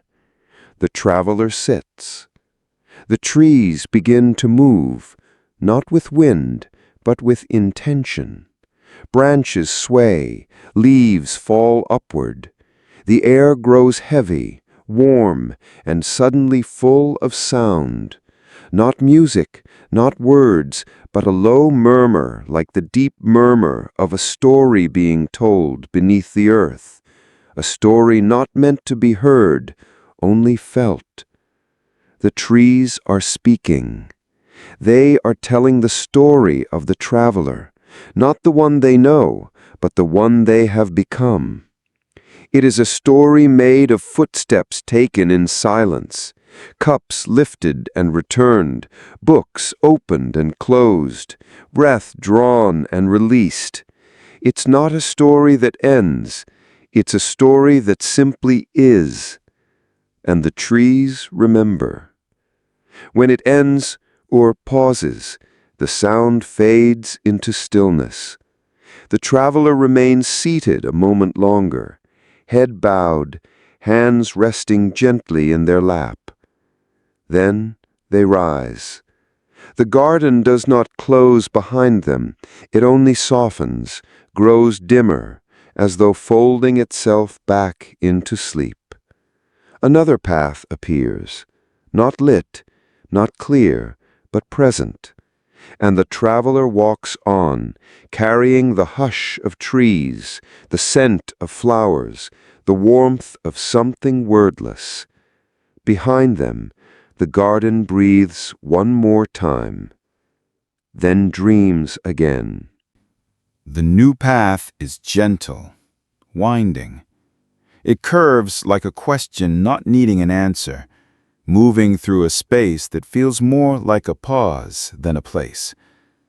The traveler follows without thinking. Their steps have slowed now, not from weariness, but from something softer, the way a person walks when they've found the rhythm of silence and begun to trust it. Here, the library feels quieter still, not because there is nothing to hear, but because everything that once needed to speak has already been said. The walls on either side are tall, but not enclosing. They stretch upward like pages mid-turn, their surfaces smooth and pale and subtly shifting, as though the very structure of the passage rearranges itself in slow, thoughtful patterns. And then the traveler notices something curious. The shelves here are different. They do not sit in rows. They do not stretch endlessly toward shadow. They are small, compact, intimate, almost playful. Each one is shaped differently. Some spiral like shells. Others tilt like sails in soft wind. And the books upon them? Strange, alive. They move. Not all at once, not wildly. But when the traveler approaches a shelf, the books react, sliding aside, tilting forward, leaning into new positions as though trying to be seen from their best angle. One shelf near the wall rearranges itself entirely. 2 books spin in place, switching positions with a rustle of paper. Another lowers itself from a higher perch, floating to eye level, hovering until the traveler's attention rests upon it. They step closer. The book is small and square, bound in white leather etched with silver threads. It doesn't open immediately. It waits. Its cover pulses once, not brightly, but gently, like a light behind a curtain. Then it opens. Inside, illustrations. Sketches, but not of places or people. These are moments. One page shows the act of tying a shoe in quiet before dawn. Another, two hands reaching for the same spoon. Another, a candle flickering during a story that's already been forgotten. The traveler flips the pages slower now. Each drawing shimmers faintly, and as they study them, the drawings shift, just slightly, as if remembering themselves differently. The book isn't recording facts, it's recording perspectives, tiny shifts, the way a moment feels when you're in it, and the way it feels later, in silence. They close the book. It returns to its shelf, nestling into place as the others adjust again, making room as though welcoming an old friend home. The traveler moves deeper into the space. Each shelf they pass shifts in some small way, books turning to reveal familiar spines, titles adjusting themselves like memories slowly recalled. One tall shelf leans backward to let a single heavy volume float down. It lands gently on a low table and opens on its own, revealing a page of notes written by different hands. Not full stories, just moments. I saw her smile for the first time in years. The tea was too strong, but I didn't say anything. He never answered, but I think I already knew. I forgot why I started crying, but the rain helped. These are not plot points. They're fragments, truths caught in the quiet between thoughts. The traveler touches the edge of the page. It fades softly, replaced by another, then another, and another. They step back. The shelves begin to quiet now, as if they've said what they needed to say. The books settle, the movements still. The room exhales. A final shelf shifts at the end of the corridor. From it, a single book slides forward. It's tall, wrapped in soft brown cloth tied with a ribbon. The ribbon unfurls on its own, and the cloth falls away like dusk giving way to starlight. Inside, the pages are blank, but only for a moment. Then, softly, letters begin to appear. But they're not being written now. They have been written by someone, maybe by many someones, maybe even the traveler. The words shift in form like rain blooming on warm stone.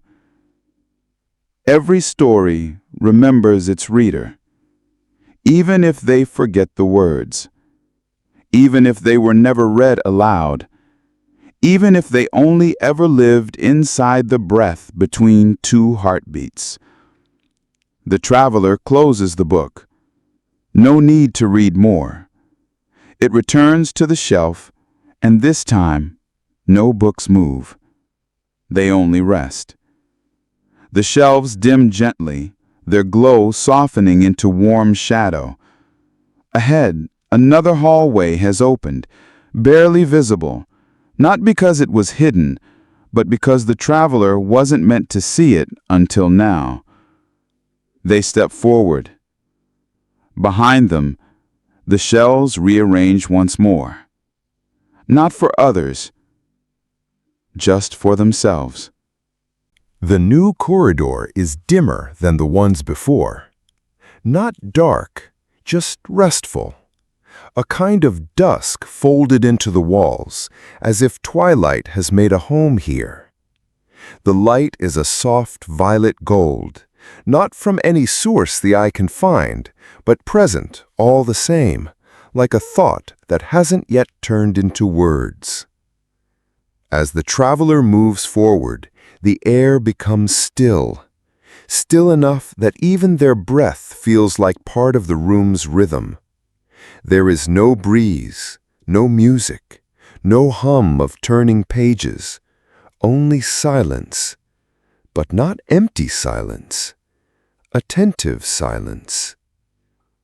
Then they see them, portraits, framed in soft, aged wood, hung in uneven rows along the walls, stretching into the hallway's quiet curve, each one lit by a faint halo of warmth.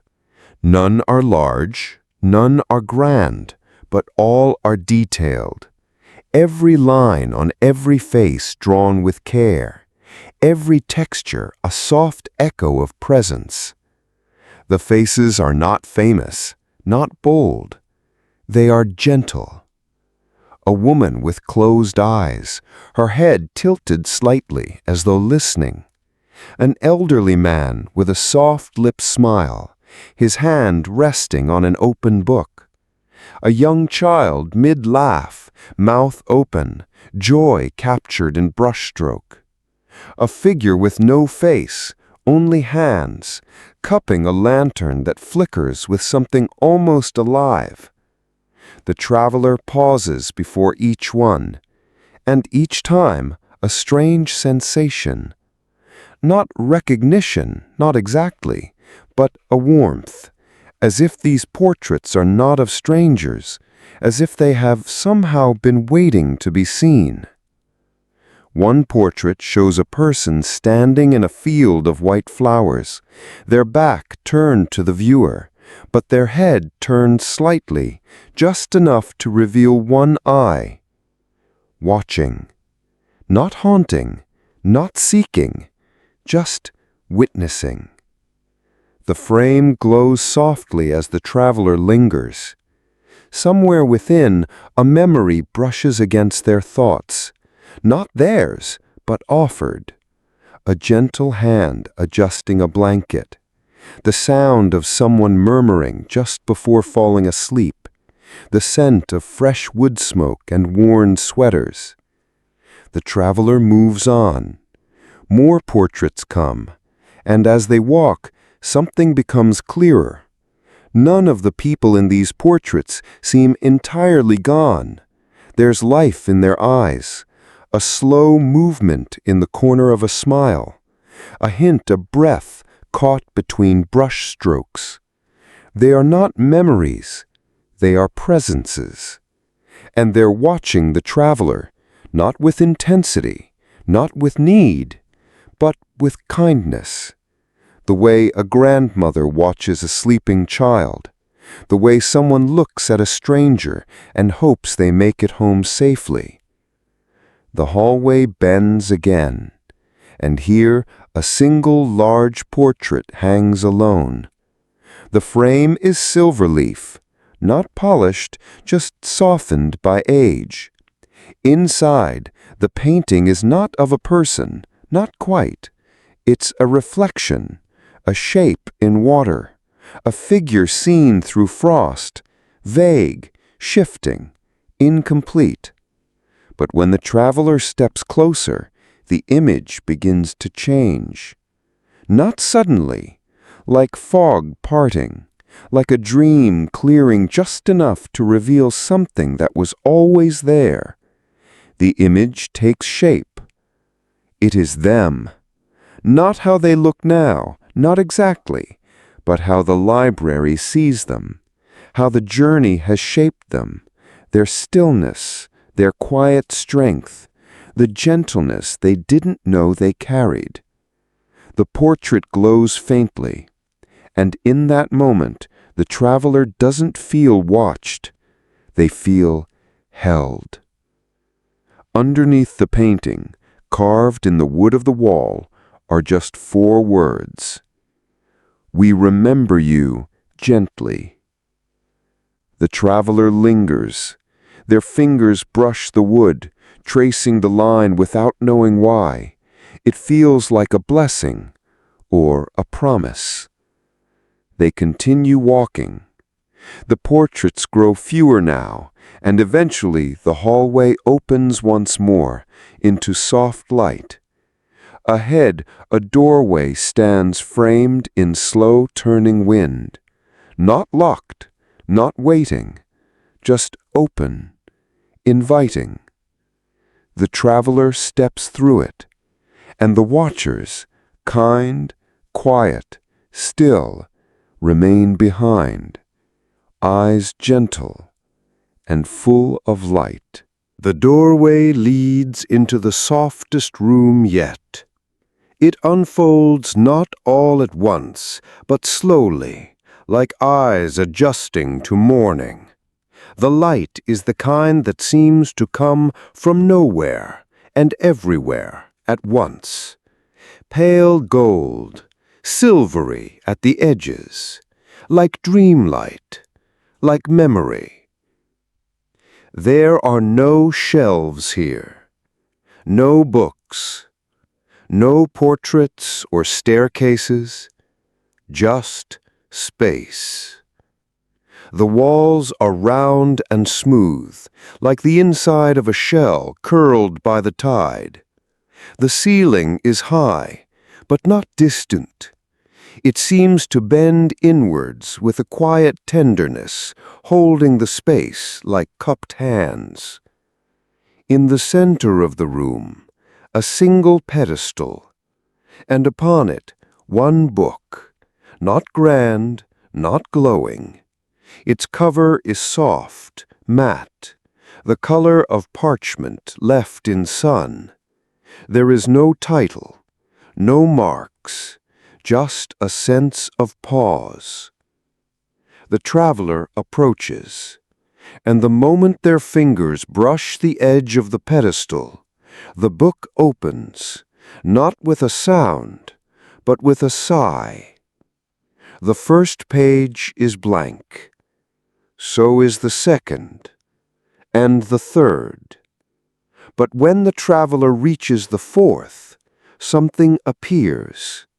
Not words, not images. A question, not written, but felt. A quiet interior voice, not quite their own, like a thought shaped in the calm after weeping, or the hush that follows laughter in the dark. The question doesn't ask, "What have you done?" It asks, "What have you noticed?" The traveler doesn't answer aloud. They don't need to. The room is listening. The book is listening. The silence is listening. And so they think. Of how the breeze in the lantern room curled just under their collarbone. Of how the teacup never cooled. Of how the hourglass held more than rain. Of how some books glowed when passed, even without being touched. They think of the cat made of wind and words, the garden that breathed, the face in the portrait that was almost their own. They think of everything. And in return, the book turns another page. This time there are words, not in ink, not in type, but in light. The letters rise softly off the page like dust in sunlight, shifting as they move. You've been listening well. You've left no marks, and yet the library remembers. The traveler places a hand on the page. The light warms their skin, not hot, not glowing, but just enough to feel known. The next page turns. There are more words now, arranged not in paragraphs, but in small, gentle spirals. They do not rush. They do not explain. They are not meant to be read quickly. They are offerings, soft and careful. Some truths are not told. Some stories do not end. Some questions are not answered, but softened. Some doors never close. Some windows never open. And some hearts learn to remain ajar. The traveler reads them all, not with their eyes, but with the quiet they've gathered inside. The book begins to close. It does not finish. It simply pauses. The traveler understands. This is not a book of answers. It is a book of space. It has no title because it holds what cannot be titled, only visited, only felt. They rest their hand on the cover one last time, and as they do, a small, delicate detail emerges, not carved, not drawn, but slowly appearing beneath their palm. A single symbol, a spiral, unfolding from its center, circling outward like breath expanding. The same shape that lined the walls of the hourglass room, the same shape the cat walked in when it rested beside them, the same shape the garden followed as it led them forward. It is not a symbol of destination. It is a symbol of return. The traveler steps back. The book remains. The pedestal sinks gently into the floor, not vanishing, simply receding into stillness. And the walls of the room begin to shift, not breaking, not closing, just changing. Ahead the air bends, and from it a new opening appears. A window, tall, arched, wide enough to walk through. Through it, not the sky, not clouds, not the library, but something softer, a space full of drifting light, the threshold into dreaming. The traveler steps toward it, and the room, silent and slow, begins to fade behind them. The window opens like a held breath being released. No frame, no glass, just the idea of a threshold. And then, the crossing. The traveler steps through, and the air shifts completely. Gone is the sense of walls or rooms or floors. This new space is open in every direction, and yet it doesn't feel vast or overwhelming. It feels like being inside a pause, a held moment, a single heartbeat stretched into eternity. All around them, dreams float, not shaped like people, not shaped like stories, but like drifting embers, tiny fragments of light, soft as fireflies, each one spinning slowly in its own quiet path. Some are pale blue, some a warm rose gold.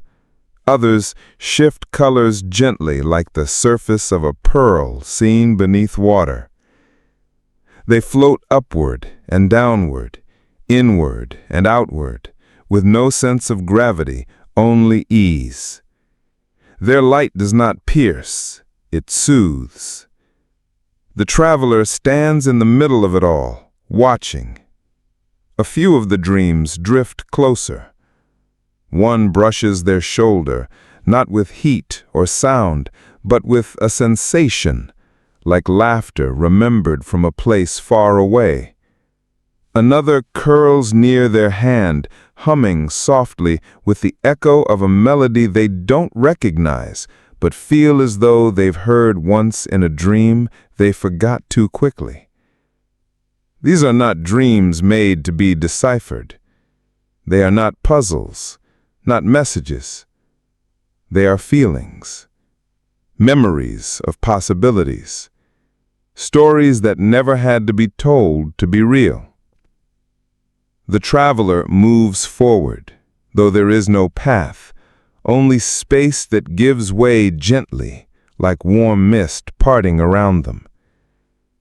In the distance, if distance exists here, a shape begins to appear.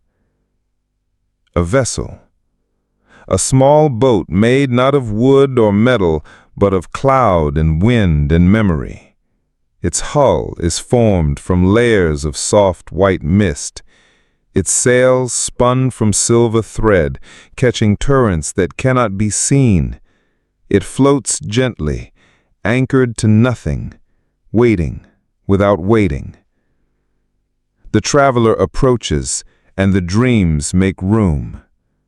A soft platform rises beneath their feet, not solid, but steady. With each step, the floating lights drift nearby, as if curious, as if knowing. The boat tilts slightly as they board. It welcomes them like an old friend. Inside the vessel, no wheel waits, no anchor, only a single cushion in the center, woven from threads the traveler can't identify. It looks like rest. They sit, and the moment they do, the boat begins to move. It doesn't rise, it doesn't fall. It simply drifts, silently, gently, forward. The dreams follow. Some spin beside the boat like companions on a quiet walk. Others drift ahead, casting dim reflections on invisible waters. A few settle just beneath the hull, their light seeping up into the boat's soft body like warmth through wool. The traveler leans back and closes her eyes, and still the boat carries them deeper into this space where nothing must be understood and everything is felt. In this place, stories do not end, they do not begin.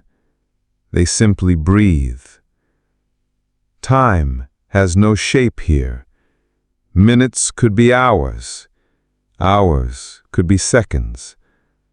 All that exists is movement, the hush of it, the rhythm, the gentleness. The dreams hum. The air folds around the traveler like sleep.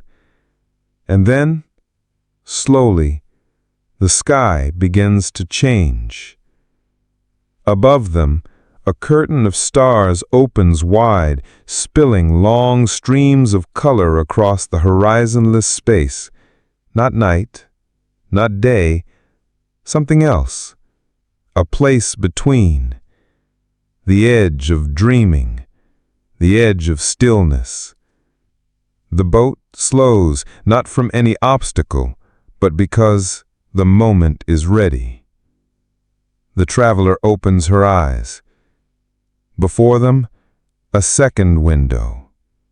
Tall, wide, framed in golden threads of mist. On the other side, darkness, but not empty, full, velvet, rich. Sleep.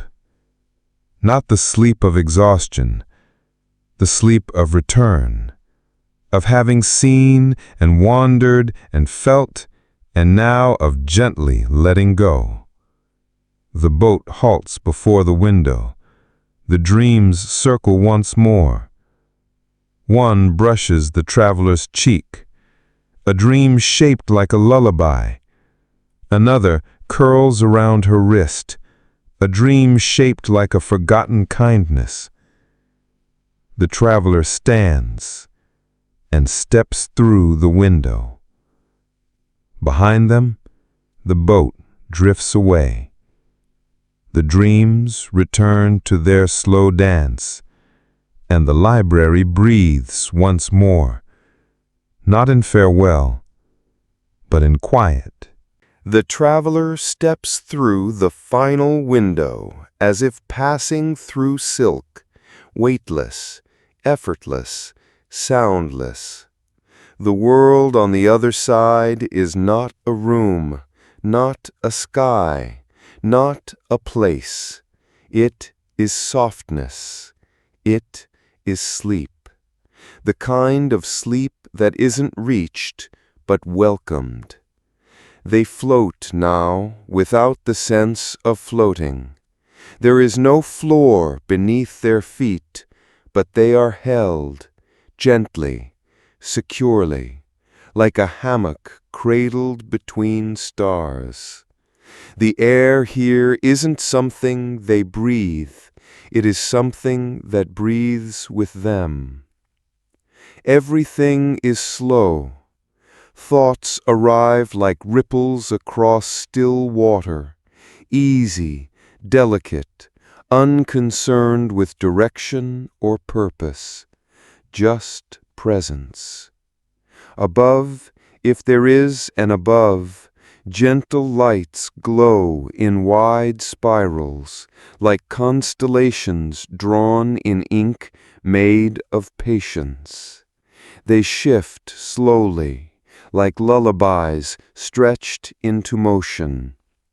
Beneath, if there is a beneath, a current of warmth, carrying them gently forward, though they are not moving, not anymore. Here there are no stories to follow, only stories to be remembered. Moments rise from the quiet, the staircase of moonlight, the quill that wrote on its own, the book that hummed lullabies, the cat made of paper wind, the lanterns that floated without weight, the shelves that shifted themselves, the hourglass that counted rain, the dreamboat waiting in the window light. Each of these returns, but not as memories. They return as parts, pieces of something whole, not a journey taken, but a self remembered. The traveler no longer sees their hands, their feet, their shape. There is no need for shape here. They are light. They are rest. They are everything that was carried, now laid gently down. In the quiet distance, something begins to form. Not a room, not a voice, but a warmth. It glows softly in the dark, not beckoning, but being, like a fire in a room no one enters, but which is always burning. Its presence is comfort.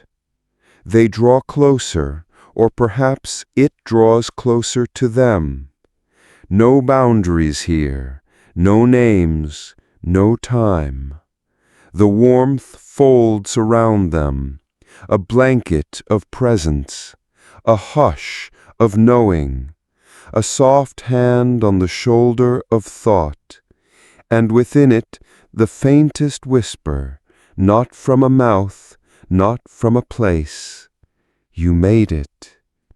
Not a celebration, not a victory, just recognition.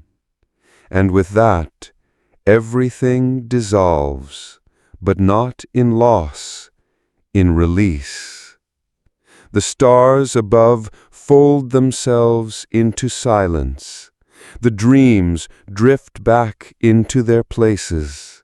The sky unwinds itself, becoming dark and gentle and full. And the traveler sleeps, truly, deeply, finally. Held not in arms, but in peace. The kind of peace that asks for nothing. The kind that comes after everything is felt. The kind that waits at the end of breath. Not to take, but to soothe. And the library continues. It does not close. It does not vanish. It remains. A place in the quiet. A story between stories. A single light flickering in a sea of dreams. waiting, always, without rush or reason, for the next traveler who needs a place to rest. You've made it to the end, and now there is nothing more to do. No more pages to turn, no more paths to follow, no questions to answer. You have wandered gently through a world built not from noise or urgency, but from hush, from quiet moments, from warmth, from the things we remember when the lights are low and the world feels soft again. Let your eyes rest. Let your breath slow. Let the weight of your body melt into the bed beneath you. There is nothing to hold, nothing to fix, nothing to become. You are already exactly where you need to be. Close your eyes. Feel the library still glowing in the distance, a soft, waiting space tucked behind the clouds of your thoughts. You can return to it any time, but for now, just drift. Deeper, softer, quieter. You are safe here. You are home. Sleep well.